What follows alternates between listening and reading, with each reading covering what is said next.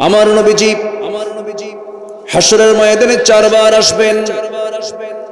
প্রথমবার এসে কিছু বান্দাকে, কিছু উম্মতকে নিয়ে সোজা জান্নাতে চলে যাবেন। সাহাবায়ে কেরাম রাসূলকে প্রশ্ন করলেন, আম্মা জানা আয়েশা একদিন রাসূলকে প্রশ্ন করে বলছেন, ইয়া রাসূলুল্লাহ, এতগুলো মানুষের ভিতর থেকে আপনি আপনার পছন্দের উম্মতগুলোকে চিনবেন কেমনে? আমার নবীজি বললেন, ও আমার আয়েশা, দুনিয়ার জিন্দেগিতে অসংখ্য ঘোড়ার মাঝে যে ঘোড়ার মাথার সামনে পাকড়া পাকড়ি কালো সাদা চিহ্ন থাকলে সেই ঘোড়াটা যেমন অসংখ্য ঘোড়ার মাঝে সহজেই চেনা যায়, আমার উম্মতের মধ্যে কিছু উম্মতের চেহারায় কপালে তাদের নূর চমকাতে থাকবে। যে সমস্ত বান্দাগুলো সলিড ভাবে সুন্দরভাবে 5 ওয়াক্ত নামাজ পড়েছিল, ওই সমস্ত বান্দার কপালে নূর চমকাবে। ওই নূর চমকানো মাথাগুলো দেখে দেখে তাদেরকে নিয়ে নিয়ে আমি রাসূল একসঙ্গে জান্নাতে চলে যাব। জোরে বলি সুবহানাল্লাহ। নবীজি আমার দ্বিতীয়বার আসবেন। নবীজি আমার তৃতীয়বার কিছু উম্মতকে সাথে নিয়ে চলে যাবেন। কিন্তু চতুর্থবার যখন তিনি আসবেন, ইল্লা মান হাসাবাহুল কোরআন, কোরআন তার বিরুদ্ধে, তখন কোরআন তার বিরুদ্ধে চলে যাবে। চতুর্থবার যখন আসবে, কোরআন বলবে, ও আল্লাহ, এই সমস্ত বান্দাগুলোকে তুমি জান্নাত দিচ্ছ কেন, দিতেছ কেন? এই বান্দা দুনিয়ার জিন্দেগিতে আমার আইনকে চায় না, কোরআনকে চায় নাই, আমার বিধানকে লঙ্ঘন করেছে। এই সমস্ত বান্দাগুলোকে তুমি আল্লাহ জান্নাত দিতে পারবে না। নবীজি সুপারিশ করবেন কিন্তু কাম হবে না, কোরআন তাদের বিরুদ্ধে রায় দিয়ে দেবে। এই জন্য আমার বন্ধুগণ, আল কোরআন হুজ্জাতুল লাকা ওয়া আলাইকা, এই কিতাবের আমরা পক্ষে থাকতে চাই না বিপক্ষে থাকতে চাই? তাহলে কোরআন আমার কিসে থাকবে? পক্ষে থাকবে। এর বিরুদ্ধে গেলেই বড় বিপদ হয়ে যাবে, চরম বিপদ হয়ে যাবে, চরম বিপদ হয়ে যাবে। কেউ আমাকে রক্ষা করতে পারবে না, কেউ আমাকে জান্নাত নিতে পারবে না। জান্নাত যেতে হলে এই কিতাবের পক্ষে থেকে কোরআনের জন্য কাজ করে যেতে হবে, কোরআনের বিধিবিধানকে মেনে চলতে হবে। এই পৃথিবীতে মহাসত্য বলতে একটা বিধানকে বুঝায়, তার নাম হলো কোরআনে মাজিদ। জোরে কোন সুবহানাল্লাহ। এছাড়া সব ভুয়া, এছাড়া সব কি? ভুয়া। দেখেন না বক্তব্যগুলো দেয়, কি মনে হয় আকাশের ফেরেশতা নাজিল হয়েছে। কিন্তু যে বক্তৃতার ভিতরে কোরআন নাই, যে শাসনের মধ্যে কোরআন নাই, যে আইনের ভিতরে কোরআন নাই, যে সমাজে কোরআন নাই, যে পরিবারের কোরআন নাই, সেই সমস্ত জায়গা কখনো রহমতের জায়গা হতে পারে? সোজা কথা, কোরআন আছে যেখানে শান্তি আছে, শান্তি আছে। এ দেশ প্রথম স্বাধীন হয়েছে কোন সালে? না, প্রথম বলেন 1947। এর আগে শাসন করেছিল কারা? ব্রিটিশ। ব্রিটিশ শাসন করেছিল প্রায় 180 বছর। 180 বছর তারা শাসন প্রথমে করতে আসেনি, তারা আসেছিল হলো শাসন করতে না ব্যবসা করতে? ব্যবসা। ব্যবসা করতে আসিয়া কি করলো? শোষণ করে গেল। শাসন না শোষণ? শোষণ করে গেছে, সব ধুয়ে মুছে সাফ করে নিয়ে চলে গেছে। ইউরোপ বুক উঁচু করে কথা বলতে পারবে না আমাদের উপরে, কারণ তাদের সভ্যতা গড়ে উঠেছে আমার দেশের সম্পদ দিয়া। ঠিক কিনা? ইতিহাস যারা পড়েছেন, সেই ব্রিটিশকে আমরা তাড়ালাম, ব্রিটিশ বিরোধী আন্দোলন করেছি আমরা। এই দেশের মানুষ ব্রিটিশ বিরোধী আন্দোলন করে ব্রিটিশদেরকে সরায় দিল। ভারত স্বাধীন হলো, পাকিস্তান স্বাধীন হলো 14 আগস্ট 15 আগস্ট 1947। স্বাধীন হলাম আমরা, কিন্তু স্বাধীন হয়ে কি আমরা শান্তিতে আছি? শান্তিতে ছিলাম? বলেন শান্তিতে ছিলাম? আবার স্বাধীনতার ডাক আসলো, 71 স্বাধীন হলাম। আজকে 2024 সাল, আজকে 24 সাল, স্বাধীনতার 53 বছর চলছে, কিন্তু আমরা কি পেলাম? আমরা কি পেয়েছি বলেন? আজকে আমার দেশের মুসলমান নামাজ পড়ে না। জাহান্নামে যাওয়ার 1 নম্বর কারণ হলো কি? ছেড়ে দেওয়া। কোন নেতা কি নামাজের কথা বলে? আসতে বলে। এই মাহফিলে বক্তা ছাড়া আর কোরআনের যারা কথা বলে এই দায়ী ছাড়া আমার দেশের কোন নেতারা কি নামাজের কথা বলে? বলে না তো। তাহলে যে নেতা আপনাকে জাহান্নামে যাবার 1 নম্বর কারণ নামাজের ব্যাপারে সতর্ক করে না, সেই নেতা বুঝি কিয়ামতের দিন খুব কাজে আসবে। আমাদের কাজে আসবে। তারা কি সেই দিন আমার জন্য নিরাপদ না বিপদ? নিরাপদ না বিপদ? বিপদ। অতএব যে নেতৃত্বে নামাজ নেই, যে নেতৃত্বে কোরআন নেই, যে নেতৃত্বে ইসলাম নেই, সেই নেতৃত্ব আমাদের মানা আর যাবে না। সব দেখা শেষ। আগামী দেশ হলো কোরআনের দেশ। রাজি আছেন কারা কারা? হাত উঁচু করে দেখান। মুসলমান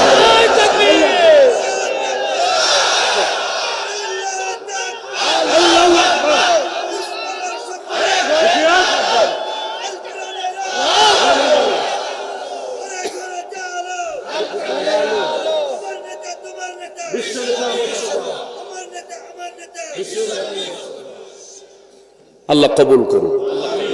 জোরে বলি আমিন। আরো জোরে আমিন।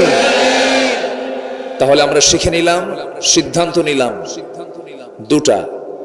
রমজান আসবে, কি শিখে নেব বলেন? মনে থাকবে তো? আমি কিন্তু দায়িত্ব দিয়ে যাচ্ছি।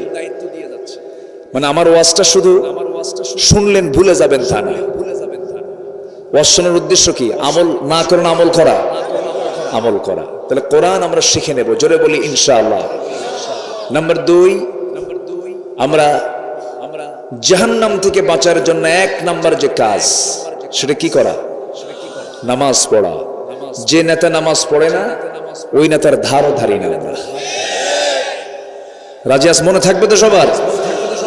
কারণ ইয়াওমা নাদউ কুল্লা উনাসিম বিইমামিহিম, কিয়ামতের দিন প্রত্যেক ব্যক্তিকে তার নেতা সহ ডাকা হবে। ভয়ঙ্কর ব্যাপার কিন্তু। এবং মারামারি লাগবে সেদিন। রাগের ঠেলায় কর্মী বলবে, আল্লাহ শোনো, যা হইছে হইছে, আকাম তো করেই আসছে। মানছি তো নেতার কথা, তো আমাদের তো শাস্তি দিবাই তুমি, তো আমাদের যা দিবা তার ডাবল এই নেতারে দাও। কথা বলছেন? সেদিন মারামারি লাগবে। অতএব সেই দিনে এমন পরিস্থিতি হোক, আমরা কি চাই? আসতে বলবেন না চাই। সম্পর্ক কেমন করতে হবে? বাড়ির বউকে বলতে হবে, বউ আমার, এই যে সম্পর্ক দুনিয়াতে গড়েছি, জান্নাতে একসঙ্গে আমরা থাকবো।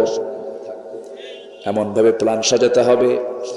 ছেলে মেয়েকে ডাকতে হবে, ছেলে মেয়ে বাবারা শোনো, একই ছাদের নিচে অবস্থান করে আমরা দুনিয়া থেকে যখন বিদায় নেব, জান্নাত আশা করি।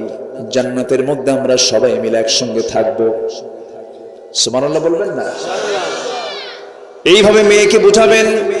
মেয়েকে বলবেন, মা তুমি পর্দায় থাকবা না, আমি দায়ুস হয়ে যাব, আমি জাহান্নামের অধিবাসী হয়ে যাব। মা তুমি কি আমাকে জাহান্নাম দিতে চাও নাকি? না, তুমি পর্দা করো। তুমি বেপর্দায় থাকবে, আমি তোমার বাবা দায়ুস হয়ে যাব। তুমি আমার ছেলে, তুমি বেয়াড়া হয়ে যাবে। কিয়ামতের দিন আল্লাহ তাআলা আমাকে ধরে ফেলবেন। তোমার জন্য আমি জাহান্নামে যাই, তুমি চাও নাকি? বাবা না, নামাজটা পড়ো। আমার বন্ধুগণ, যে নেতাকে মানতে যাব, সেই নেতার দিকে আগে ভাবতে হবে। আমি যখন মরে যাব, এই নেতা যদি পৃথিবীতে বেঁচে থাকেন, এই নেতাই আমার জানাজা পড়াবেন। কি ঠিক কিনা বলেন? এই নেতাই আমাকে মানতে হবে। কিন্তু আপনার নেতা যদি শ্রী রামাচন্দ্র দাস হয়, নামাজ পড়াবে কেমনে? রাগ করতেছেন? রাগ করতেছেন? আমার নবীজি শুধু তিনি সমাজের নেতা ছিলেন না, শুধু একটা গ্রুপের নেতা তিনি ছিলেন না, দেশও চালিয়েছেন, সবকিছুর নেতৃত্ব দিয়েছেন। সাহাবীরা দুনিয়া থেকে বিদায় নিয়েছেন নবীর জীবদ্দশায়। বদর যুদ্ধে 14 জন সাহাবী, উহুদ যুদ্ধে 70 জন সাহাবী সংগ্রাম করতে গেছেন, জিহাদ করতে গেছেন, শাহাদাত বরণ করেছেন। শহীদদের জানাজার নামাজের দায়িত্ব পালন করেছেন মুহাম্মদ সাল্লাল্লাহু আলাইহি ওয়াসাল্লাম। এমন দল আপনি করতে গেলেন, দল করতে গিয়ে মরে গেলেন। নেতা তো উজুই পারে না, উজু করতে পারে না, জানাজা পড়াবে কেমনে? কি বিপদ না নিরাপদ? বিপদ না নিরাপদ?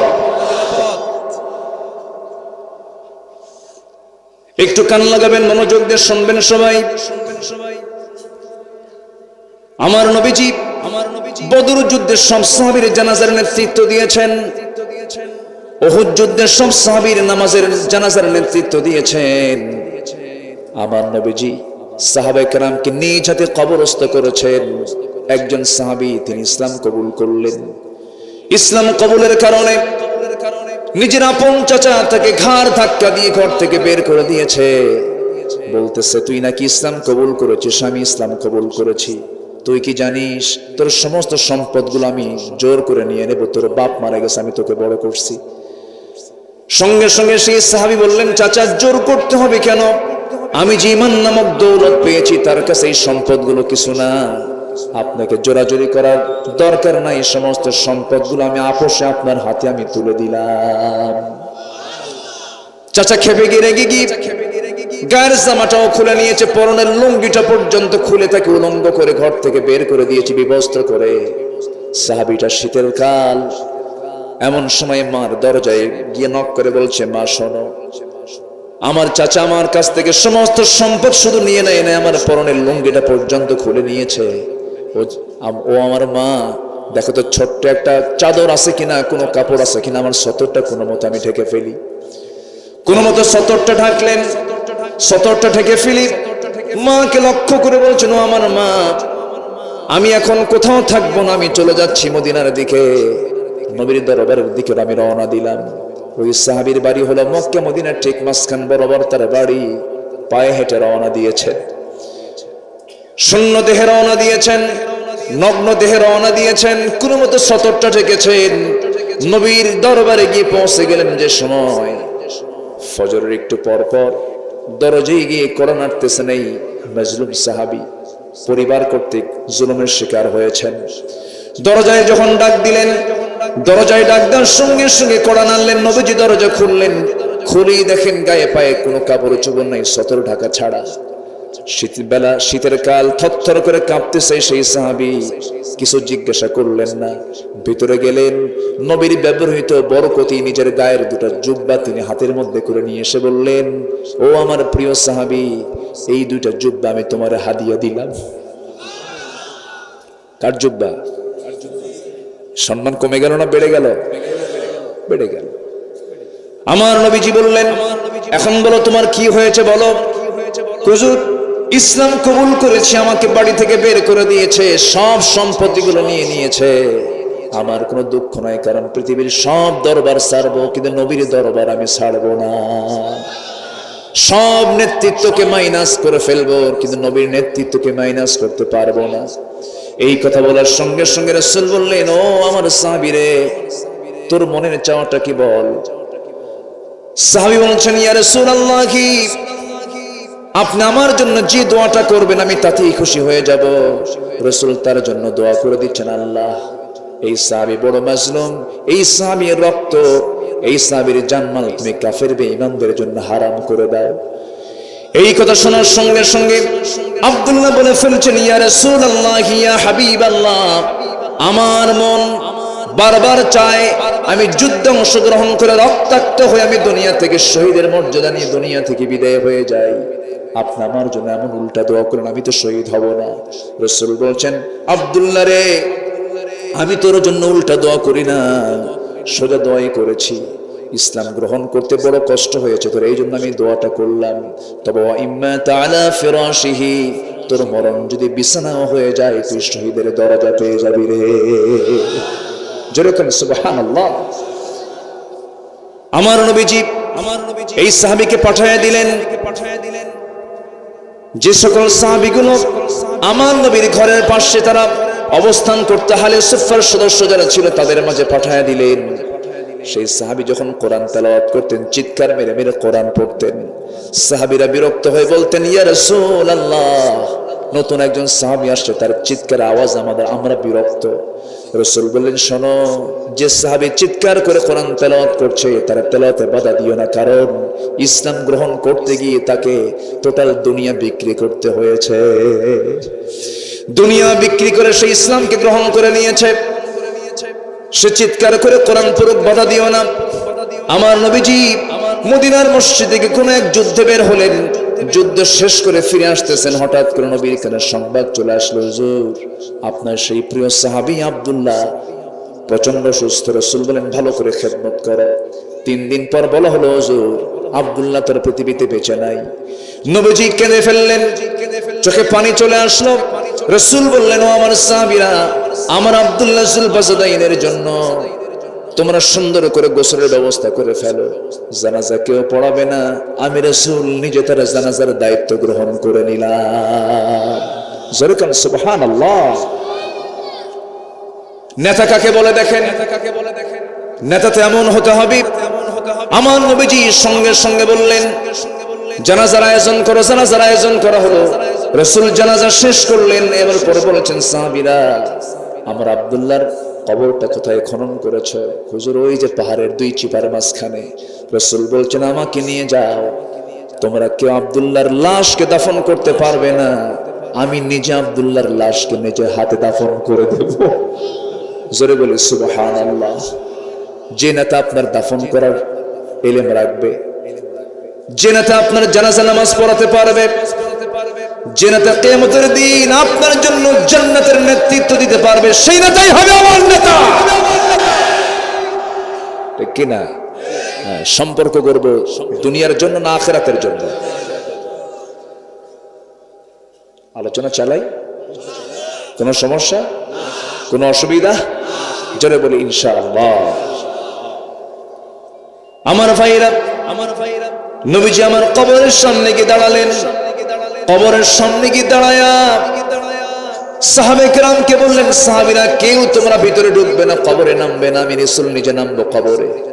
রাসূল কবরে নামলেন। কবরে নেমে কাদা কাদা কণ্ঠে রাসূল কাঁদতেছেন, চোখের কোনা বেয়ে বেয়ে টপ টপ করে পানি পড়ে। নবজির বরকতে 2টা হাত সামনে গায়ে দিয়ে বলছেন, সাহাবীরা আমার প্রিয় সাহাবী আব্দুল্লাহ লাশটা তোমরা আমার হাতের মধ্যে তুলে দাও। লাশটা তুলে দেওয়া হলো। নবীজি তার লাশটা ধরলেন, বলছেন, আমার আবু বকর আমার ডানে নামো, আমার ওমর আমার বামে নামো, তুমি মাথা ধরো, ওমর তুমি তার পা ধরো। নবীজি বুকের সাইডটা, পিঠের সাইডটা ধরে নিয়া কবরে শোয়া দিয়া বুকের উপরে হাতটা রেখে আকাশের দিকে তাকায় নখ উঁচু করে বলছে, আসমানের মালিক আল্লাহ, এই আব্দুল্লাহ দিন গ্রহণ করতে নিয়ে দুনিয়া বিক্রি করে দিয়েছে। এই আব্দুল্লাহ দিন গ্রহণ করতে নিয়ে সবকিছু মাইনাস করে দিয়েছে। আল্লাহ, আমি এর মৃত্যু এই সময় পর্যন্ত আমি এই সাহাবীর প্রতি সন্তুষ্ট, তুমি আল্লাহ রাজি হয়ে যাও, সন্তুষ্ট হয়ে যাও। এমন দোয়া যখন রাসূল করতেছিলেন, পাশে দাঁড়িয়ে থাকে একজন সাহাবী সাদ বিন আবি ওয়াক্কাস চিৎকার মেরে বলছেন, আল্লাহ, আজকে আমি যদি জীবন্ত সাদ বিন আবি ওয়াক্কাস না হয়ে আমি যদি মরা সাদ বিন আবি ওয়াক্কাস হতাম, আব্দুল্লাহর জায়গায় যদি আমি লাশ হতাম, আমার জীবনটা বড় ধন্য হয়ে যেত। জোরে বলি সুবহানাল্লাহ। সেই নেতৃত্বের দিকে যেতে হবে যে নেতৃত্ব আমার আখিরাত পর্যন্ত কাজে লাগবে। আসতে বলবেন না, জোরে বলুন ঠিক কিনা? অনেক তো কথা আছে, তেলাওয়াত করেছি যেখান থেকে সেখানের দিকে আস্তে আস্তে চলে যাই। আমরা সার্টিফিকেট নেব দুনিয়ার কোন কারো কাছ থেকে না, আল্লাহর কাছ থেকে। আমাদের মূল সার্টিফিকেট নিতে হবে কার কাছ থেকে? আল্লাহ যদি আমাকে বলেন ইমানদার, এটাই সত্য, ঠিক কিনা? আল্লাহ যদি আমাকে বলেন আমি সিদ্দিক, এটাই সত্য। তাছাড়া পৃথিবীর কারো কথা সত্য হতে পারে? আসেন আল্লাহ আমার ব্যাপারে কি বলতে চান। আল্লাহ বলছেন, বান্দা আমি আমার দফতর থেকে আমি তোমাকে সার্টিফিকেট দিয়ে দেব, চারিত্রিক সনদ দেব, যে চারিত্রিক সনদ তোমার হাতে পেয়ে গেলে তুমি ইজিলি জান্নাতে চলে যাবে। জোরে বলেন সুবহানাল্লাহ। ফেরেশতারা তোমাকে সম্বোধন করবে, তোমাকে সম্বর্ধনা দিয়ে জান্নাতের দিকে নিয়ে যাবে। এমন দিন সবার সামনে আছে না নাই? আসতে বলবেন না, আছে না নাই?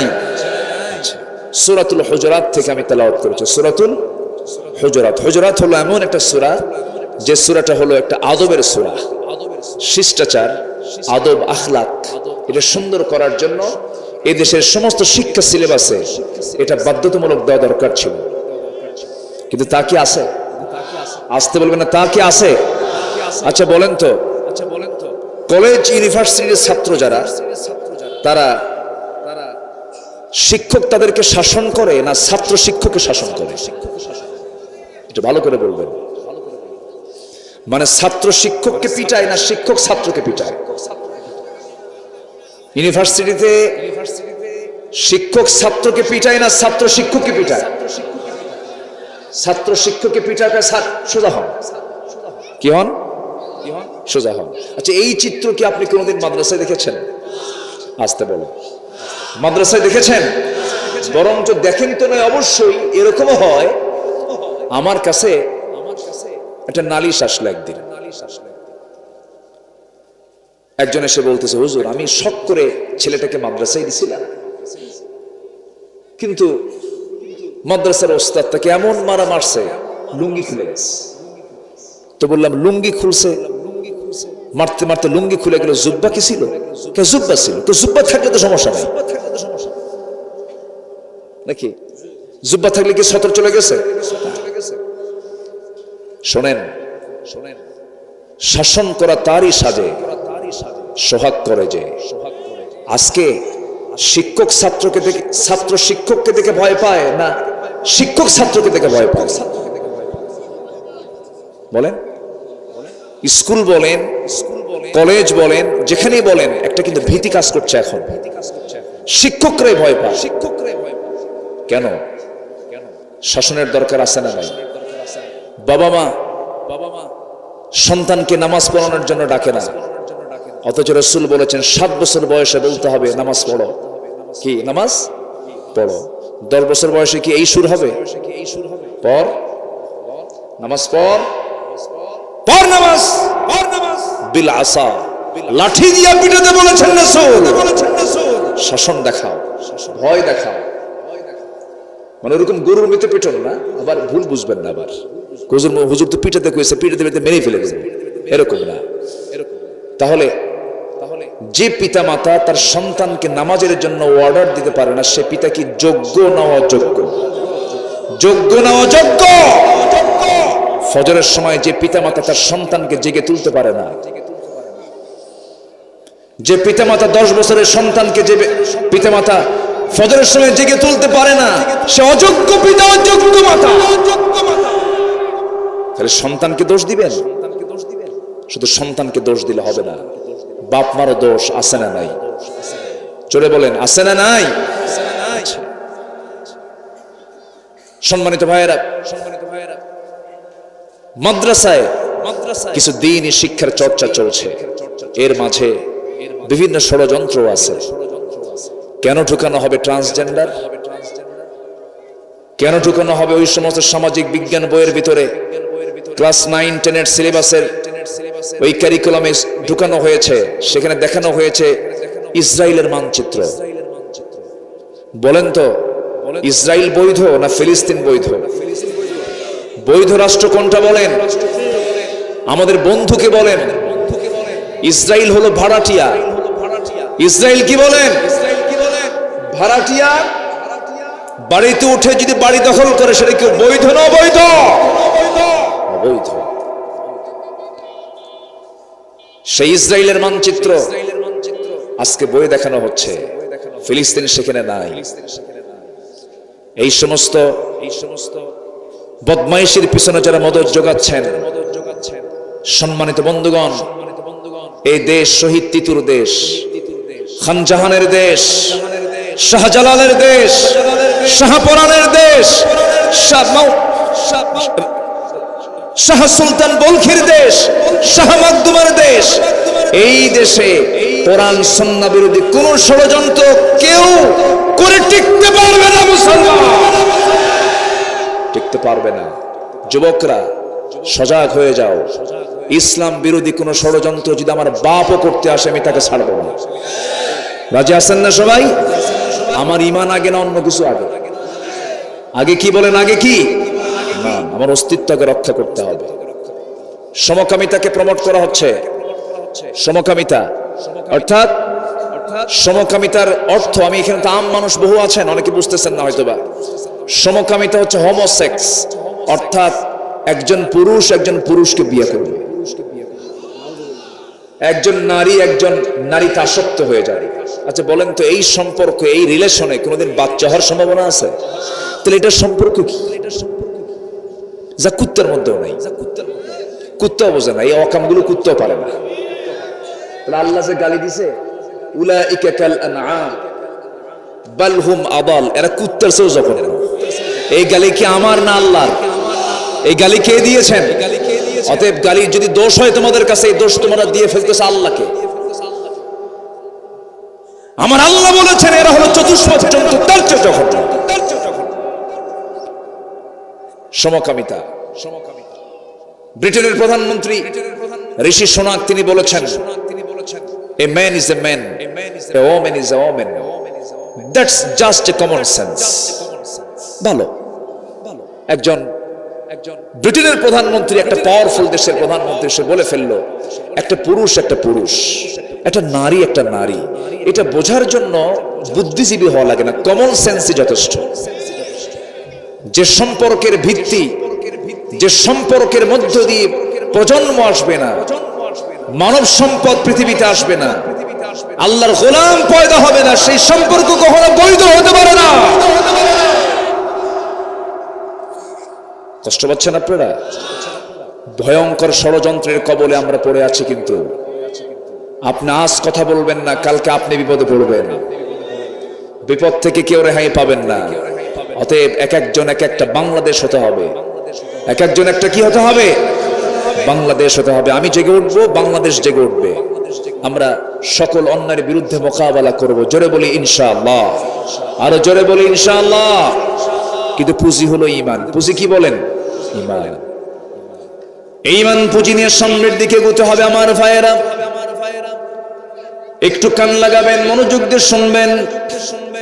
আল্লাহ রাব্বুল আলামিন তিনি নিচে বলছেন, বান্দারে কিছু কাজ তোমাকে করতে হবে, যে কাজগুলো করলে আমার দফতর থেকে আমি তোমাকে চারিত্রিক সনদ বুঝায় দেব।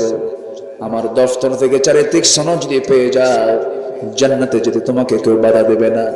আল্লাহ রাব্বুল আলামিন সুন্দর করে বলছেন, ইন্নামাল মুমিনুনা আল্লাযীনা আমানু বিল্লাহি ওয়া রাসূলিহি সুম্মা লাম ইয়ারতাবু ওয়া জাহাদু বিআমওয়ালিহিম ওয়া আনফুসিহিম ফি সাবিলিল্লাহ উলাইকা হুমুস সাদিকুন।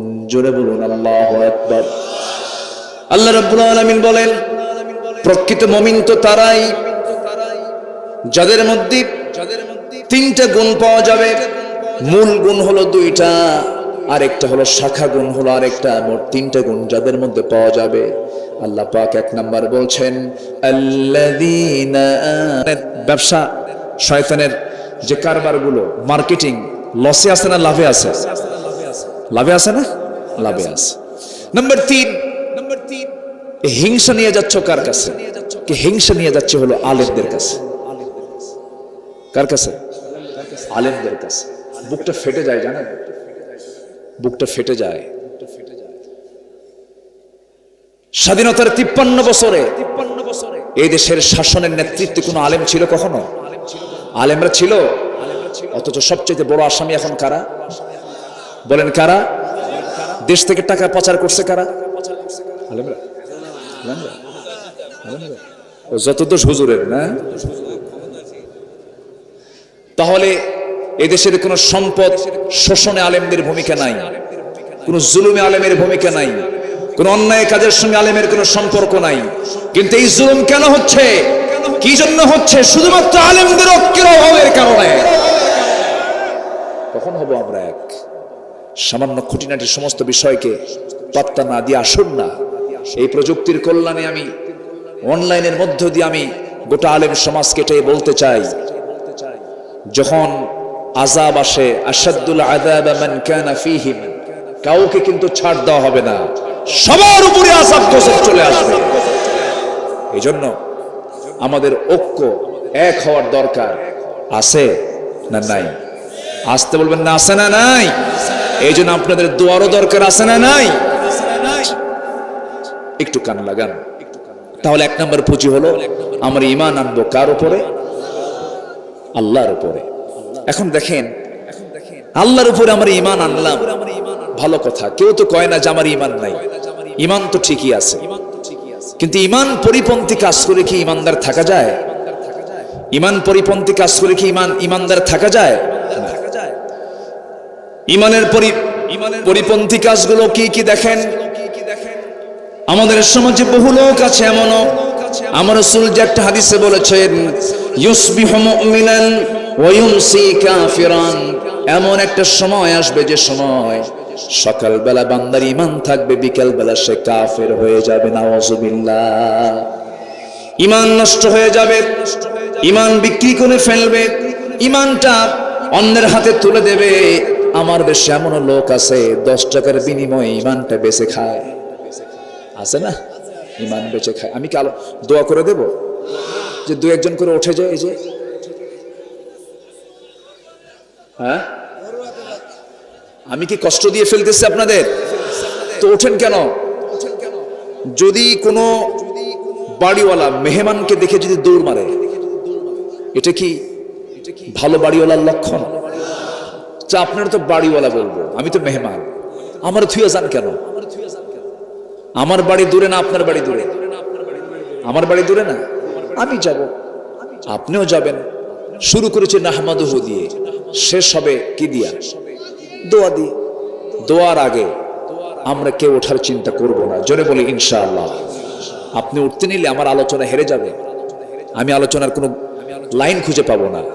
তো আপনার কারণে যদি আমার আলোচনার ব্যাঘাত হয়, তাহলে এটা কি শৃঙ্খলা ভঙ্গ নয়? শৃঙ্খলা ভঙ্গ নয়? আর এখানে ফেরেশতা আছে না নাই? আল্লাহ না করুন যদি ফেরেশতা যদি শৃঙ্খলা ভঙ্গের অভিযোগে যদি একটা মামলা দিয়ে দেয় আল্লাহর আদালতে।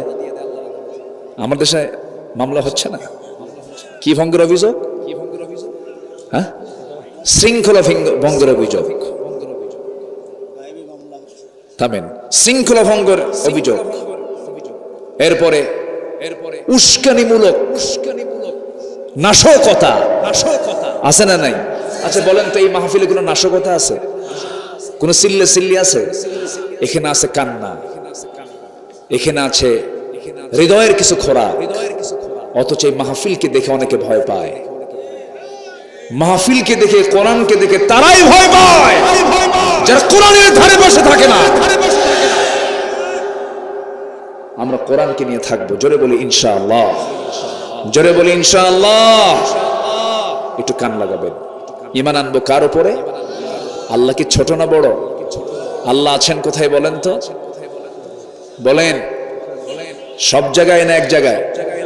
না, সব জায়গায় তার এলেম আছে, সব জায়গায় তার এলেম আছে, কিন্তু আছেন তিনি, তার নির্দিষ্ট আসন আছে না নাই?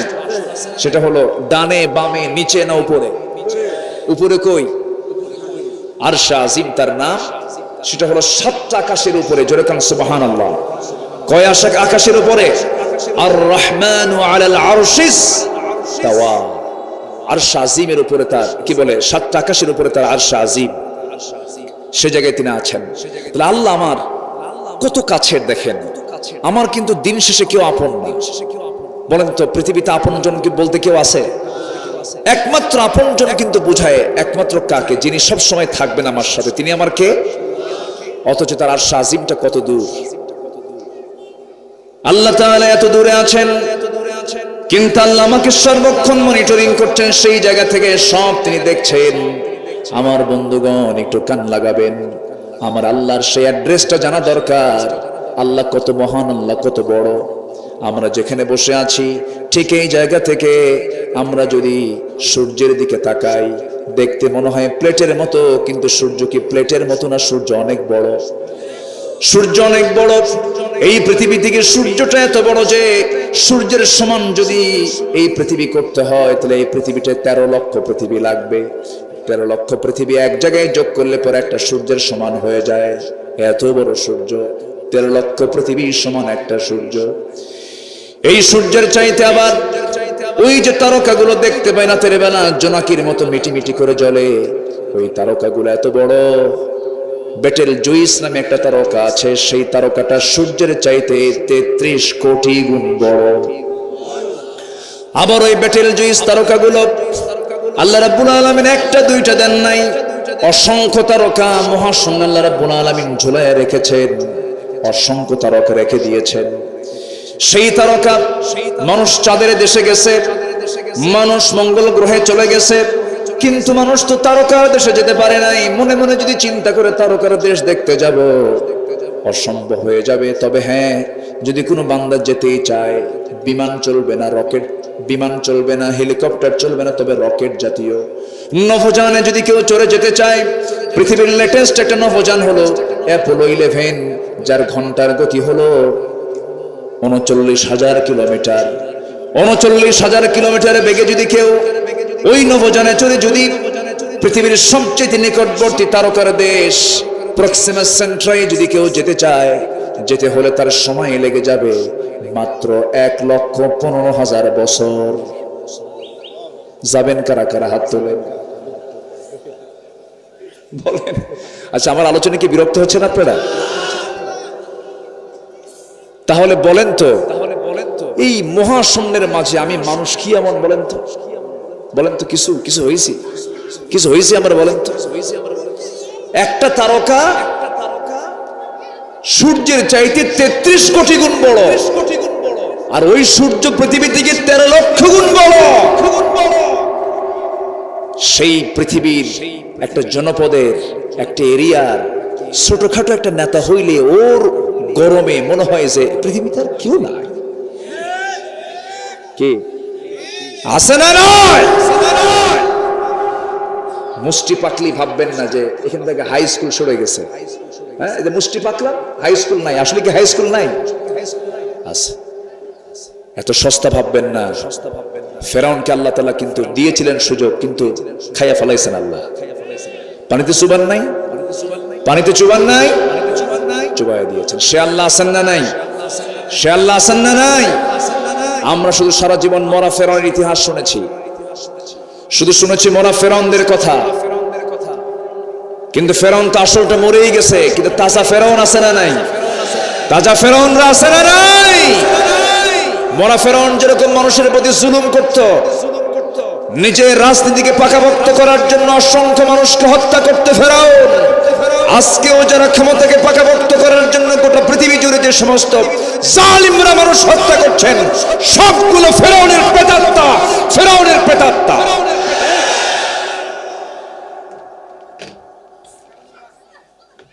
হ্যাঁ হ্যাঁ, কষ্ট দিয়ে ফেলতেছে মনে হয় না? কথা পাল্টায় দেব, অন্যদিকে লাইনে যাব? আপনি বললেও তো শুনবো না, আপনি তো বললেও শুনবো না। আমি কোরআনের লাইনে কোরআন যাবে, কার ভিতর দিয়ে গেল এটা আমাদের দেখার কোনো বিষয় না। মরবো কয়বার? কয়বার মরবো? আর যারা বিরোধিতা করে তারা মরবে কয়বার? দেখা হবে না? দেখা হবে না একদিন? কত হবে হাসরে? কত হবে কোথায়? হাসর। আমরা হাসরকে নিয়ে চলি। ইমানদার চিন্তা করে হাসরের, চিন্তা করে কি? হাসরের। দুনিয়ার চিন্তা করলে অনেক কিছু হওয়া যেত না। আমাদের চিন্তা হবে দুনিয়া না আখিরাত। আল্লাহর সৃষ্টির দুই পিঠ, একটা ইহকাল আর একটা কি? পরকাল। ইমানদার চলবে ইহকালকে নিয়ে না পরকালকে নিয়ে? ইমানদার কাকে বলে? ইমানদার কখনো ফাঁকিবাজ হয় না,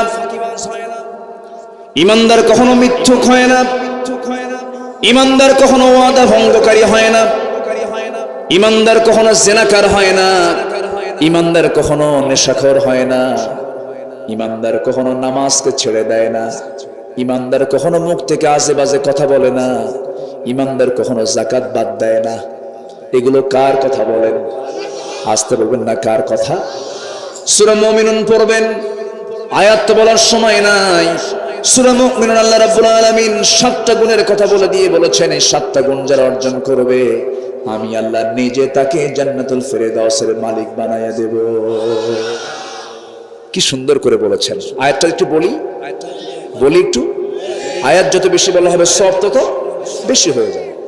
আল্লাহ রাব্বুল আলামিন বলেন, قد أفلح المؤمنون الذين هم في صلاتهم خاشعون والذين هم عن اللغو معرضون والذين هم للزكاة فاعلون والذين هم لفروجهم حافظون إلا على أزواجهم أو ما ملكت أيمانهم فإنهم غير ملومين فمن ابتغى وراء ذلك فأولئك هم العادون والذين هم لأماناتهم وعهدهم راعون والذين هم على صلواتهم يحافظون أولئك هم الوارثون الذين يرثون الفردوس هم فيها خالدون جربون الله أكبر নাম্বার 1 নামাজ নাম্বার 1 কি নামাজ অমনোযোগ না মনোযোগ বলেন অমনোযোগ না মনোযোগ মনোযোগ নামাজ আছে যেখানে আমরা আছি সেখানে আজান হবে কোথায় যাব আজান হবে কোথায় যাব এটা কার হক আসতে বলবেন না কার হক আল্লাহর হক যে ইমানদার আজান শুনেই মসজিদে যাবে আল্লাহ ওই বান্দাকে সবার আগে জান্নাতে দিবেন জোরে বলি সুবহানাল্লাহ নামাজ আগে পড়বে বান্দা জান্নাতে আগে যাবে এটাই নিয়ম আমার বন্ধুগণ নামাজের মধ্যে মজা পেতে হবে সামনে মাস আসতেছে তারাবির মাস আসতেছে সালাতুত তারাবিহ মানে হলো বিরতির নামাজ কিন্তু এই নামাজের নাম আজকে উল্টা বানায় দিয়েছে মুসল্লিরা এত জোরে 20 রাকাত তারাবি পড়ে এটার নাম তারাবি না হয়ে গেছে সালাতুত তাড়াতাড়ি হ্যাঁ এত তাড়াতাড়ি আছে না নাই ফেরেশতাকে আমার বুঝতে কষ্ট হয় রে ওই 20 রাকাত নামাজ পড়ার চাইতে আপনি যদি 2 রাকাত পড়তে পারেন তাই ভালো কি ঠিক কি না গত রমজানে আমি মদিনা মুনাওয়ারায় আমার নবীজির মাকবারার পাশে দাঁড়ায়া তারাবির নামাজ শেষ হওয়ার পর সেখানে প্রত্যেক রাতে রাত 3টার দিকে 2টার দিকে কিয়ামুল লাইল শুরু হয়ে যায় সেই কিয়ামুল লাইল একজন ইমাম নামাজ পড়াচ্ছেন ইমামটার বয়স হলো 90 বছর মাত্র কত বছর মাত্র বলেন 90 বছরের কি যুবক হয় না বুড়া হয় এই বুড়া ইমাম নামাজ পড়াচ্ছেন শায়েখ নামাজ পড়াচ্ছেন 2 রাকাত নামাজ আমি পড়লাম সেই জায়গায় আমার পাশে একজন বন্ধু তিনি অসুস্থ ছিলেন বললেন ভাই আমার প্রচন্ড মাথা ব্যথা হচ্ছে বমি বমি ভাব কিন্তু দেখলাম উনি নামাজে আমার সঙ্গে দাঁড়ায় গেছেন 2 রাকাত নামাজ আমাদের শেষ করতে সময় লেগেছে মাত্র 39 মিনিট আমার দেশে নফল নামাজ কেন যদি ফজরের নামাজ যদি কোন ইমাম যদি 30 মিনিট ধরে নামাজ পড়ায় নামাজও শেষ চাকরিও শেষ আমি কি ভুল বলতেছি নামাজ তো মজা করে পড়তে হবে নামাজ তো আস্তে আস্তে পড়তে হবে খুশুর সাথে পড়তে হবে মনোযোগ দিয়ে পড়তে হবে নামাজের মধ্যে মজা পেতে হবে যে নামাজি নামাজ পড়তে এসে তাড়াহুড়ো করে মজা পায় না যে ইমানদার মাহফিলের আলোচনা শুনতে সে ছটফট করে সে আলোচনার মধ্যে মজা পায় না ঠিক কি না কোরআনের মজা কি সবাই পায় নাকি মজা পেতে হলে ঈমান দুর্বল দরকার না মজবুত দরকার মজবুত দরকার নামাজের মধ্যে দাঁড়িয়ে যদি মনে হয় কখন নামাজ শেষ করব কখন নামাজ শেষ করব কখন নামাজ শেষ করব মানে ওর মধ্যে নামাজের মধ্যে কোনো মনোযোগ কিন্তু নামাজি যখন নামাজে দাঁড়ায় প্রকৃত নামাজি এসে বলে আরো পড়ি আহা তুমি আল্লাহ আমাকে দেখতেছো আমার বন্ধুগণ দুজন মুজাহিদকে রাসূল জাতুর রিকায় আমার নবীজি তাবুর ভিতরে বিশ্রামে চলে গেলেন বললেন ও আমার দুজন সাহাবী আব্বাদ আম্মার তোমরা আমাকে পাহারার জন্য রাত্রিবেলা দাঁড়িয়ে যাও সীমান্ত পাহারা দাও আব্বাস এবং আম্মার দুইজনে তরবারি নিয়ে দাঁড়ায় গেলেন, তীর নিয়ে দাঁড়ায় গেলেন, শত্রুদের গতিবিধি লক্ষ্য করছিলেন। হঠাৎ করে আম্মার বলছেন, ভাই আব্বাস, আমার তো চোখে ঘুম চাপতেছে, আমি একটু ঘুমালাম, তুমি পাহারা দাও। ঠিক আছে, তুমি ঘুমাও। সাইয়েদনা আব্বাস তিনি দাঁড়িয়ে দাঁড়িয়ে পাহারার মধ্যে চিন্তা করলেন, তাহাজ্জুদের সময় খামাকা দাঁড়ায় থেকে লাভ কি?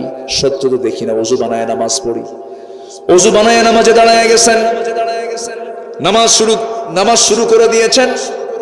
প্রথম রাকাতে যখন তেলাওয়াত করতেছিলেন, হঠাৎ করে শত্রু তাকে টার্গেট করে ফেলেছে। তিনি তো নামাজের মধ্যে আছেন, একটা তীর এসে তার ডান পায়ে লেগে গেল, ফিঙ্কি দিয়ে রক্ত পড়া শুরু হয়ে গেছে। সাহাবী নামাজ ছাড়ে না, ওই অবস্থায় তিনি রুকু করলেন, সিজদা দিলেন, আবার তিনি নামাজে দাঁড়ায় গেলেন। দ্বিতীয় রাকাতে যখন তিনি নামাজ পড়তেছেন, সূরা কিরাত গুলো পড়তেছেন, এমন সময় একটা তীর এসে তার বাম পায়ে লাগলো, ফিঙ্কি দিয়ে রক্ত পড়া শুরু হলো। কোনো আওয়াজ নাই, তেলাওয়াত করছেন তিনি, কিন্তু ঘুমন্ত সাহাবী পাশে বসে থাকা সেই ঘুমন্ত সাহাবীর গায়ে ফিঙ্কি দিয়ে রক্তগুলো ছিটে পড়ে গেছে। জায়গা পেয়ে গেছেন, আম্মার জায়গা পেয়ে বলছেন, আব্বা কি করো তুমি? শত্রু আমাদেরকে অ্যাটাক করে ফেলেছে, সতর্ক হয়ে যাও। এরপরও তিনি কোনো কথা বললেন না। ওই অবস্থায় রুকুতে চলে গেলেন, বিদ্ধ পা দুটাতে তীর বিদ্ধ হয়ে আছে, রুকু করলেন, সিজদা দিলেন, বৈঠকে বসলেন, তাশাহুদ পড়লেন, দরুদ পড়লেন, সালাম ফিরলেন। সালাম ফেরার পরে বলছে, ভাই রে, আমি তো তোমার আগেই টের পেয়ে গেছি শত্রু আমাকে অ্যাটাক করে ফেলেছে। আমার ডান পায়ে লেগেছে, বাম পায়ে লেগেছে, কিন্তু ভাই আমি কি করব, কি করব, কি করব রে ভাই? নামাজের মধ্যে আমি এত মজা পাচ্ছিলাম, আমার মন বলছিল দুইটা তীর দুইটা পায়ে লাগলো, আর একটা তীর যদি আমার বক্ষ ভেদ করে দিত, আমি যদি শহীদ হয়ে যদি দুনিয়া থেকে বিদায় হয়ে যেতাম, আমার জীবনটা বড় ধন্য হয়ে যেত। যেরকম সুবহানাল্লাহ। তিনি বলছিলেন, আমি মনে হচ্ছিল আমি আল্লাহর সঙ্গে কথা বলছিলাম, আল্লাহ আমার সঙ্গে কথা বলছিলেন, এই জন্য আমি মহব্বতের নামাজ আমি ছাড়তে পারতেছিলাম না। আমার বন্ধুগণ, নামাজের মধ্যে মজা আছে না নাই? আসতে বলেন, মজা আছে না নাই? মজা নিতে হবে, মজা পেতে হবে, তৃপ্তি পেতে হবে, মনোযোগ সহকারে আমরা নামাজটা পড়ব। তবে হ্যাঁ, নামাজের মধ্যে দুনিয়ার কথা মাঝে মাঝে মনে হয়ে যায়। মন তো বড় বেকায়দার জিনিস, দূর মেরে চলে যায় বাগারপাড়া বাজার, যশোরের চাষরা মোড়, মনিহারের মোড়, বিভিন্ন জায়গায় মন ছটফট করে চলে যায়। কিন্তু নামাজের মধ্যে যদি চট করে চলে যায়, আবার ঘুরে আনতে হবে নামাজের দিকে। আমার বন্ধুগণ, সাইয়েদনা আলীর কাছে একজন ব্যক্তি এসে বলছে, আলী, নামাজের মধ্যে দুনিয়ার কথা মনে হলে কি নামাজ কবুল হবে নাকি? আলী বললেন, হবে না, যাও। শক্ত ফতুয়া মারছে। শক্ত ফতুয়া পেয়ে সাহাবীর মনটা খারাপ। নবী কিছুক্ষণ পরে এসে বলেন, আলী, তোমার কাছে কেউ আসছিল নাকি? এসেছিল। তুমি কি বলেছো? নামাজের মধ্যে দুনিয়ার কথা মনে হলে নামাজ কবুল হবে না। রাসূল বললেন, তাই নাকি? তাই যদি হয়, এই মুহূর্তে তুমি ওযু বানায় নফল নামাজে দাঁড়াও, 2 রাকাত নফল নামাজ পড়বে। নফল নামাজ শেষ হয়ে যাবে, আমি তোমাকে শেষান্তে নামাজের পর আমি তোমাকে আমার পক্ষ থেকে সুন্দর একটা চাদর উপহার দেব। সাইয়েদনা আলী চাদর পর চিন্তা মাথায় নিয়ে ওযু বানায় নামাজে দাঁড়ায় গেছেন। বড় আনন্দ তার মনে, কারণ রাসূল আমাকে চাদর দিবেন। প্রথম রাকাত নামাজ পড়তে নিয়ে হঠাৎ করে নামাজের মধ্যে মনে হয়ে গেল রাসূল জামাকে চাদরখানা দিবেন। মা আয়েশার ঘরের চাদর না, মা হাফসার ঘরের চাদর। মন চলে গেছে কোথায়? চাদরের দিকে। সালাম ফিরলেন, আসসালামু আলাইকুম ওয়া রাহমাতুল্লাহ, আসসালামু আলাইকুম ওয়া রাহমাতুল্লাহ। সালাম ফেরা যখন শেষ হয়ে গেল, নবীজির দিকে আলী তাকান, আলীর দিকে নবীজি তাকান, চোখাচোখি হচ্ছে, কিন্তু দুজন মুস্কি মুস্কি হাসি মারে। রাসূল বলেন, আলী, মুস্কি মুস্কি হাসি দাও কেন? হুজুর, আপনি যেই কারণে আমিও সেই কারণে। সুবহানাল্লাহ বলবেন না? আপনিও সেই কারণে, আমিও সেই কারণে। রাসূল বলেন, আলী, তুমি তো ফতোয়া দিয়েছ নামাজের মধ্যে দুনিয়ার কথা মনে হলে নামাজ কবুল হবে না, কিন্তু তোমার নামাজের মধ্যে দুনিয়ার কথা মনে হয়েছে। হুজুর, বুঝি নাই, ভুল কইছি। এবার রাসূল বলেন, আলী, মনে হতে পারে, কিন্তু মনটা ঘুরে আনতে হবে। শেষ বৈঠকে যদি কোনো অজীব কাজ বাদ হয়ে যায়, একদিকে সালাম ফিরে 2টা সেজদা দিয়ে দিবে, সৌ সেজদা, আল্লাহ তোমার ভুলকে কবুল করে নেবেন। জোরে কোন সুবহানাল্লাহ। তবুও নামাজ পড়ো। আবার আলীকে আমরা ভুল বুঝবো না। সাইয়েদনা আলীর নামাজটা তো এত মনোযোগের ছিল যে যুদ্ধের ময়দানে অংশগ্রহণ করতে গিয়ে সাইয়েদনা আলীর পায়ে তীর ঢুকেছিল, সেই তীরটা কেউ বের করতে পারে না। তীরের আগাটা হলো চোকা, সহজেই ঢুকে পড়ে, কিন্তু টান দিতে নিলে বড় বেকায়দা, সহজে বের হয় না। উল্টা করে যখন টান দিয়ে কেউ বের করতে পারে না, নবীর কাছে পরামর্শ চাওয়া হলো, হুজুর, আমাদের আসাদুল্লাহিল গালিব আলী তো দারুণ জখম হয়েছে, মারাত্মক আহত হয়েছে, পায়ের মধ্যে তীর ঢুকেছে, কেমন করে বের করি? রাসূল বলেছেন, সাহাবীরা শোনো, আমি জানি আমার আলীর নামাজের মনোযোগিতা কেমন। আমার আলী যখন নামাজে দাঁড়িয়ে যাবে, নামাজের মধ্যেই তোমরা তার পা থেকে টান মেরে তীরটা বের করে নিবা। সুবহানাল্লাহ বলবেন না? আর একটু জোরে বলেন সুবহানাল্লাহ। নামাজের মধ্যে একটি ইমাম সাহেব তেলাওয়াত দেরি করলে পরে পিছন থেকে লোকমা দেয়, আছে না, মানে গলা ঝাড়ি দিয়ে বলে, হুজুর কাম তো আপনার নাই, আমার তো কাম আছে, শেষ করেন। আমি কি ভুল বলতেছি? সবার পরে আসে জুমার দিন, সবার পরে আসে বলে হুজুরের কাম নাই, এতক্ষণ ধরে খুতবা দেওয়া লাগে। মানে শয়তান যে কয় এটা শয়তান দেখতে ওইরকম, এরকম কিছু শয়তান আছে না নাই? আসে সবার পরে আর ঘুরে দেখে সবার আগে। হুজুর, হুজুর কি কোনো কাম টাম নাই? আমাদের কাম আছে। বেকুব এগুলো, বেকুব।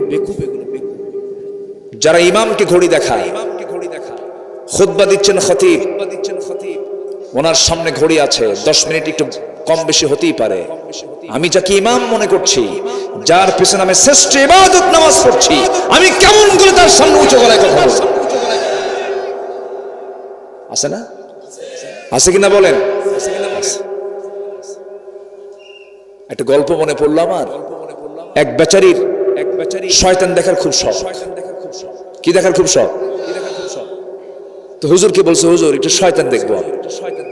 তো হুজুর আবার মজা করে কইছে, শয়তান সেই যে সবার পরে মসজিদে আসে আর সবার আগে মসজিদ থেকে বের হয়। কি কথা কি বুঝতেছেন? সবার পরে আসে আর কি সবার আগে বের হয়। ও কি নামাজ পড়তে আসে? নামাজ হবে সংক্ষিপ্ত না বড়? কারণ আমার আল্লাহ ছোট না বড়?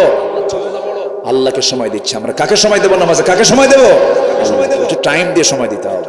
কোরআন শুনতে আসছি, ধৈর্য নিয়ে শুনবো। জোরে বলি ইনশাআল্লাহ। আপনারা এত সুন্দর মানুষ, আমি খুবই আনন্দিত। একটা লোক নড়াচড়া করেন নাই, বলি আলহামদুলিল্লাহ। জোরে বলি আলহামদুলিল্লাহ। সাইয়েদনা আলী সেই তীরবিদ্ধ পা নিয়ে কষ্ট পাচ্ছেন। রাসূল বলেন, আলী যখন নামাজে দাঁড়াবে তার পা থেকে তীরটা বের করে নিবা। সাইয়েদনা আলী নামাজে দাঁড়াইছে, নামাজের ভিতরে তার পা থেকে টান মেরে যখন তীরটা বের করা হচ্ছিল, সেই সময় গোশতগুলো ছিঁড়ে ছিঁড়ে আসতেছে, রক্তগুলো গড়ে গড়ে আসতেছে। আলীর মুখ থেকে কোন আওয়াজ বের হয় নাই, আওয়াজ পর্যন্ত বের হয় নাই। নামাজ শেষ হওয়ার পর তিনি বললেন, ও আমার ভাইয়েরা, যে বিদ্ধ তীর নিয়া আমি খুব কষ্ট অনুভব করছিলাম, যন্ত্রণার সেই তীর আমার পায়ের মধ্যে তো দেখি না সেই তীরটা কি হয়েছে। সঙ্গে সঙ্গে সবাই বলছে, আলী নবীর পরামর্শ নিয়ে তোমার পা থেকে আমরা নামাজের মধ্যে টান মেরে তীরটা বের করে নিয়েছি। আলী বলেন, আল্লাহর কসম করে বলে তোমরা আমার পা থেকে কখন তীরটা টান মেরে বের করেছো আমি বিন্দু পরিমাণ কোনো টের পাই নাই। যেরকম সুবহানাল্লাহ। ভয় ছিল কার? মনোযোগ ছিল কার দিকে? আল্লাহর দিকে। জোরে বলি ইনশাআল্লাহ। একটু বসেন। মদ খাওয়া কি আরাম?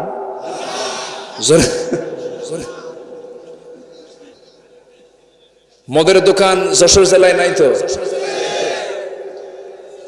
আছে? আচ্ছা, ও আচ্ছা। সুদ কি আছে? সুদ? আচ্ছা, সুদখোর নামাজি, সুদখোর হাজি। তাহলে হাজি কি হাজি না বললে মন খারাপ করে? তাহলে যে হাজি সুদ খায় তার নামটা বলা দরকার, আলহাজ, সুদখোর। কি আজকের থেকে এটা মাথায় রাখবেন, যারা সুদ খায় হজ করে আসছে, ওর নাম কোথাও লিখলে লিখে দিবেন আলহাজ, বিশিষ্ট সুদখোর। ও কি লিখতে দিবে? যে সুদ খায় সে কি লিখতে দিবে? ও নিজেও জানে এটা ওয়াকাম, ও নিজেও জানে। সম্মানিত ভাইয়েরা, আজকে এমন কোন পাপ নাই যে পাপ আজকে সমাজে উপস্থিত নাই, সবই আছে। আপনি কি চান? আমার দেশে এমন কোন আকাম কুকাম নাই যা নাই। গোটা পৃথিবীতে মদ বিক্রির পরিমাণ বছরে কত জানেন? $1600 বিলিয়ন। পতিতাবৃত্তি হয় বছরে, পতিতাবৃত্তির কারবারে এই লেনদেন হয় প্রায় $400 বিলিয়ন। জুয়ার কারবার হয় $300 বিলিয়ন। আমার দেশে এরকম ব্যবসায়ী নাই? এগুলো ব্যবসায় আছে না নাই? মদ বাইরে থেকে নিয়ে আসে, ইম্পোর্ট করে, আছে না? 5 স্টার হোটেলগুলো চলে না? কথা বললি তো আমরা দোষী হয়ে যাই। মদের বোতল নিয়ে কোনো আলেম বসে থাকে না। মদের বোতলের সাথে আলেমদের কোনো সম্পর্ক নাই।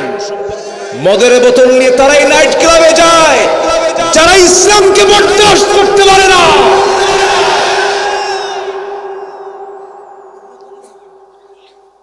সম্মানিত ভাইয়েরা, সম্মানিত বন্ধুগণ, একজন বলতেছে কি জানেন?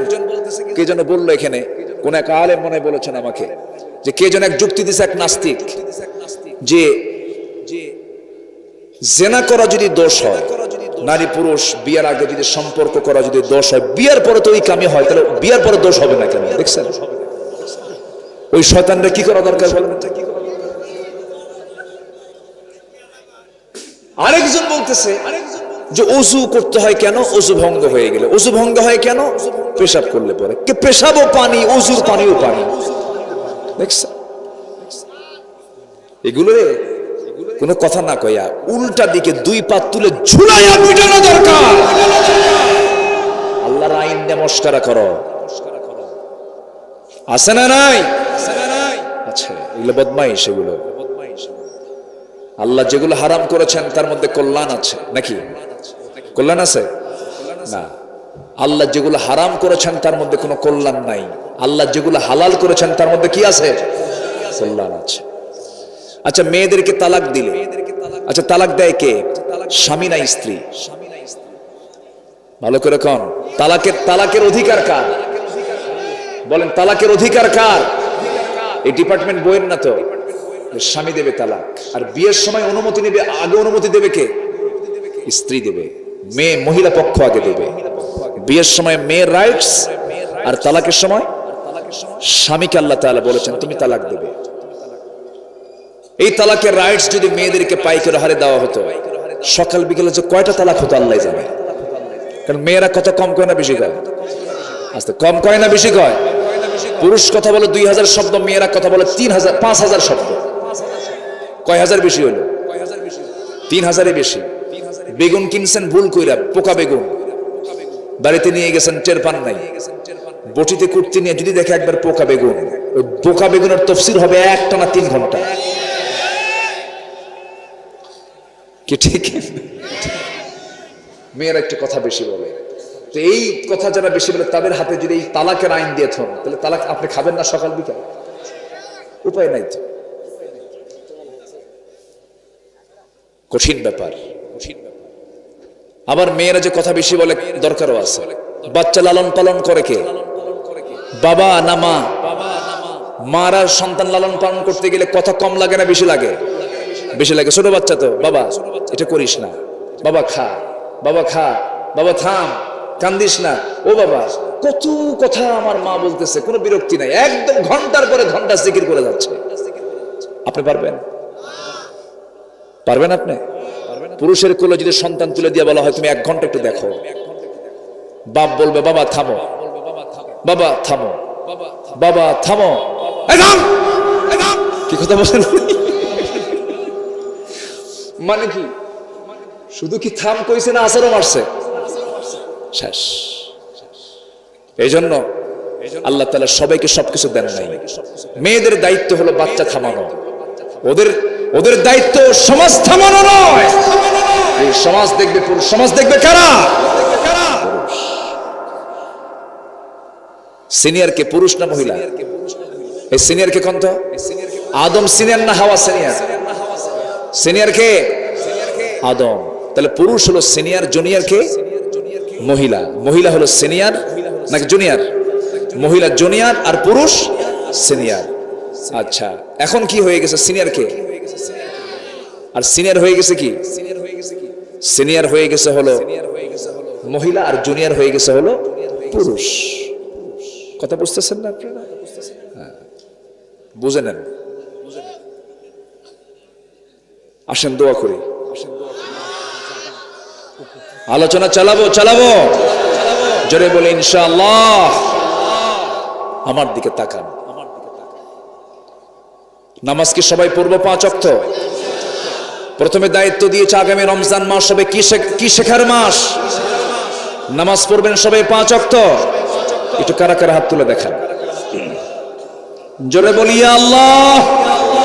আমাদেরকে 5 ওয়াক্ত সালাত আদায় করার তৌফিক তুমি আল্লাহ দিয়া দাও, জোরে বলি আমিন।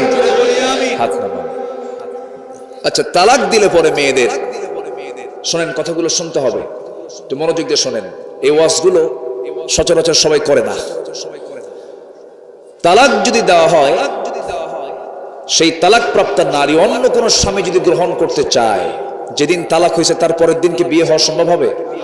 জায়েজ হবে? কি হয়ে যাবে? হারাম, বিয়ে হবে না, হবে না বিয়ে। তাকে অবশ্যই 3 মাস 10 থেকে 12 দিন তাকে অপেক্ষা করতে। অল মুতাল্লাকাতু ইয়াতারাব্বাসনা বিআনফুসিহিন্না সালাসাতা কুরু। এখানে আলেম ওলামা আছেন।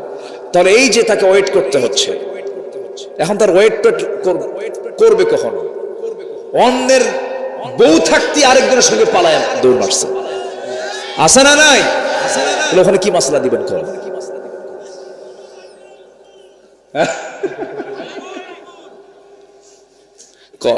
একটা ছেলে আমাকে ফোন দিছে, সেদিন ফোন দিয়ে বলে, হুজুর একটা প্রশ্ন হলো, হুজুর 2 বছর ধরে একটা মেয়ের সাথে আমার খুব গুড রিলেশন, অনেক সম্পর্ক, গভীর সম্পর্ক হুজুর। হঠাৎ করে 2 মাস আগে সে আমাকে ফাঁকি দিয়ে চলে গেছে, হুজুর ওর কি এর সঙ্গে গুনাহ হবে না? কথা কি বুঝতেছিস? তো বললাম, প্রশ্ন করছো কে বাবা, একটু সামনাসামনি তোমাকে একটু দেখি। এই তো হচ্ছে অবস্থা। কি যে নোংরামি চলছে। ইদানিং কিছু রিসর্ট তৈরি হয়েছে, কিছু ছোট ছোট ওই কবুতরের ঘর সিস্টেম, কি হাউস, কফি হাউস। হ্যাঁ, কিছু কফি হাউস তৈরি হয়েছে, ওটার আমি নাম দিয়েছি হলো বাকবাকুম। বুঝলে, কবুতরের ঘর, এটা পানির উপরে একটু পানির ফোয়ারা দিয়া নিরিবিলি, যেন আকাম কুকামে যেন কোনো সমস্যা না হয়। আছে কিনা বলেন? আছে না নাই? এই নোংরামিগুলো চলছে আজ। তো তালাকপ্রাপ্ত নারী 3 মাস দেরি করবে কেন? পুরুষের কি দেরি করা লাগে? পুরুষের তো দেরি তো দূরের কথা, একটা থাকতে আরেকটা নিয়ে আসতে পারে। ঠিক তো কয়নি, কিন্তু বিয়ে তো করে না যুবকরা। দেখছেন একজনকে বিয়ে দেয় না হুজুর। ভালো, স্পষ্ট বলেছে, এই জন্য তোমাকে ধন্যবাদ জানাই। ও থাক, সম্মানিত ভাইয়েরা, বিয়ে করার দরকার আছে না নাই? আমার তো যে এটা আমার আলোচনার মোড় ঘুরাই দিছে। প্রাপ্তবয়স্ক হওয়া সত্ত্বেও বিবাহ না করে বিভিন্ন প্রকার অনৈতিক কাজে লিপ্ত হয়, সে সম্পর্কে আলোচনা পেশ করুন হুজুর। এই জন্য একটু কথাটার প্রসঙ্গ চলে গেছে অন্যদিকে, একটু তাকান। তাহলে তালাকপ্রাপ্ত নারীকে অপেক্ষা করতে হয় 3 মাস 10 দিন। যার স্বামী মারা গেল তাকে কি বলে?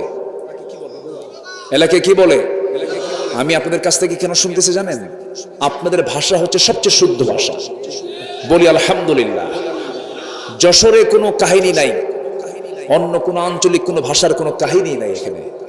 একদম বই যে কথা বলে আপনারা মুখে সেই কথা বলেন। বলি আলহামদুলিল্লাহ। এত বরকতি জেলা হলো যশোর, খুব সুন্দর ভাষা। আমি আপনাদের এই ভাষাকে খুব সম্মান করি, খুব সুন্দর করে আপনারা কথা বলতে জানেন। আল্লাহ আপনাদের কথার মধ্যে বারাকা দান করুন, জোরে বলি আমিন। বিধবা, অনেকদিন আগে এক ছেলে বলতেছে, হুজুর মোবাইলটা হেরেছে, আমি বিধবা হয়ে গেছি। অনেকের কাছে বইয়ের চাইতে মোবাইলের আকর্ষণ বেশি। আমি কি ভুল বলতেছি? বউ না থাক, মোবাইল না যাক, এত আসক্তি মোবাইলে। এটা একটা মারাত্মক একটা ভাইরাস। মার্ক জুকারবার্গ এই Facebook, YouTube, Line, Viber, WhatsApp, imo, Messenger, এগুলোতে যে কত যুবকের চরিত্র গেছে, কার বউ কে নিয়ে গেছে তার কোনো হিসাব নাই। ঠিক কিনা? এই মিডিয়াগুলো, অতএব এগুলো ইউজ করার আগে ঈমান কাঁচা দরকার না পাকা দরকার? ঈমান কাঁচা দরকার না পাকা দরকার? শিশুর হাতে যদি আপনি আপেল দেন আর একটা চাকু দেন শিশুর হাতে, ওকে আপেল কেটে খাবে না হাত কেটে খাবে? আজকে যুবকরা তাই করতেছে। ঠিক আছে আব্বা, যেটাই ব্যবহার করো আগে ঈমানকে মজবুত করতে হবে, ঠিক কি না? চুয়াডাঙ্গায় মাহফিল, এক মুরব্বী এসে আমার কাছে দোয়া চাই, হুজুর বড় মেয়ের জন্য দোয়া চাই, বিয়ে দিছে ঠাকুরগা। বললাম চুয়াডাঙ্গার মানুষ ঠাকুরগা কেন? এই 250 মাইলে বিয়ের ঘটককে হুজুর মোবাইল, ঘটককে বললাম মোবাইল কিনে দিলেন কেন? বলতেছে হুজুর কিনে কি দিতে চাইছি, এখন তো সব অনলাইনে ক্লাস। মেয়ে আমার সায়েন্সে পড়ে, বায়োলজির অনলাইন ক্লাস লাগে, ফিজিক্সের অনলাইন ক্লাস লাগে, কিন্তু ও যে আরেকটা অনলাইন খুলছে তা তো জানি না। চলে গেছে। অতএব এই ব্যাপারে সতর্ক প্রত্যেক গার্জিয়ানের হওয়ার দরকার আছে না নাই? আছে না নাই? সতর্ক থাকতে হবে। তাহলে বিধবা নারীর জন্য অপেক্ষা করতে হয় অন্য কোন স্বামী গ্রহণ করতে কয় মাস?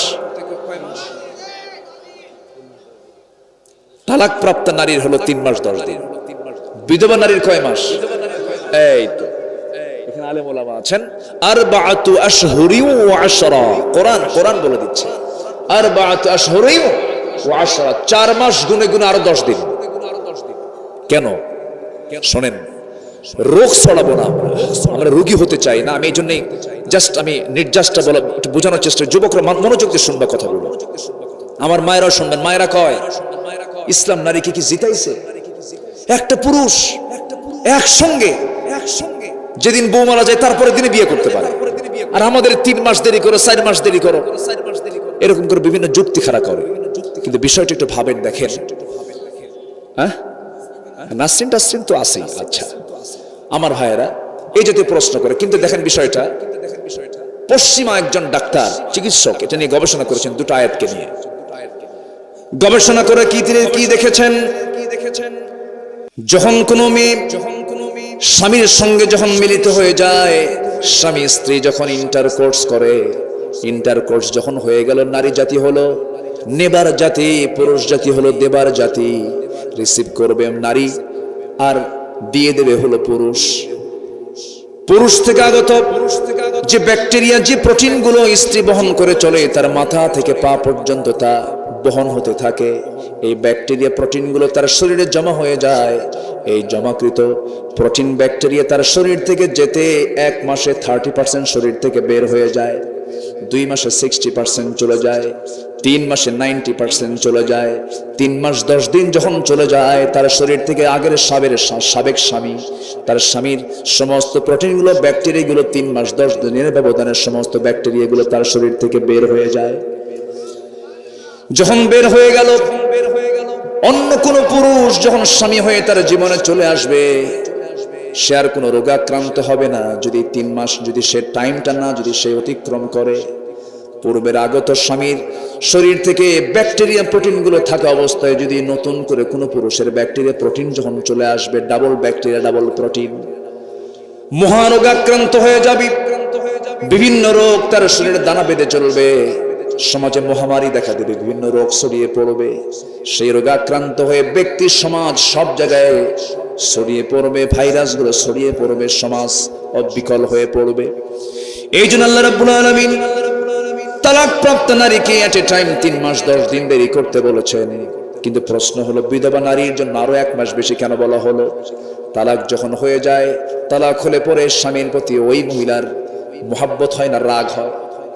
রাগ হয়। কিন্তু স্বামী যদি মারা যায়, অ্যাক্সিডেন্ট করলো অথবা অসুস্থ হয়ে স্বামী দুনিয়া থেকে বিদায় হলো, এতে স্ত্রীর মোহাব্বতটা কমে না, আরো বাড়ে। এই মোহাব্বতটা থাকার কারণে বিধবা স্বামীকে ভুলতে পারে না, স্বামীর শোকে বারবার কান্নাকাটি করে, স্বামীকে স্বপ্নের মধ্যে দেখে। এই যে স্বামীকে বারবার সে লালন করে, এই জন্য তার শরীর থেকে তার আগত স্বামীর ব্যাকটেরিয়া প্রোটিন যেতে আরো 1 মাস সময় বেশি লেগে যায় বলে আল্লাহ তাআলা 4 মাস 10 দিন অপেক্ষা করতে বলেছেন। যেরকম সুবহানাল্লাহ। আমার আল্লাহ কত সুন্দর সুষ্ঠু বিধান করে দিয়েছেন। ও মা, আপনার কোনো কাজে জেনার কাজে অংশগ্রহণ করা যাবে না, গুনার কাজে অংশগ্রহণ করা যাবে না। আল্লাহ তাআলা আপনার জন্য বৈধ সম্পর্ক করে দিয়েছেন। আমার যুবক ভাইদেরকে আমি বলবো, যুবকদেরকে বলবো, যুবকরা ইসলাম মেনে চলবা, নোংরা পথে যাবা না, বদনেশাই যাবা না, এরপরে মাস্টার বেশন করবা না, নোংরামি কোনো পথে যাবা না, স্কুলের বারান্দায় গিয়ে গার্লস স্কুলের সামনে গিয়ে মেয়েদেরকে বিরক্ত করবে না, মেসেঞ্জার হোয়াটসঅ্যাপে ইনবক্সে কোনো প্রকার বাজে কোনো কিছু করবা না, সুন্দর করে সুন্দর জীবন গঠন করবে। আল্লাহ বলছেন, ও যুবক, তুমি যদি তোমার যৌবনকে আমার কাছে ব্যয় করো, আমি তোমাকে আমার আরশ আজিমের ছায়া আমি তোমাকে জায়গা দিয়ে দেবো। জোরে বলি সুবহানাল্লাহ। কত বড় অফার আল্লাহ দিচ্ছেন। যুবকের ইবাদতের দাম সবচাইতে কম না সবচাইতে বেশি? বেশি। আমার বন্ধুগণ, এই দুনিয়া ছেড়ে সবাই চলে যাব আমরা, আপনিও যাবেন, আমিও যাব। সবচাইতে বড় পুঁজি হলো ঈমান।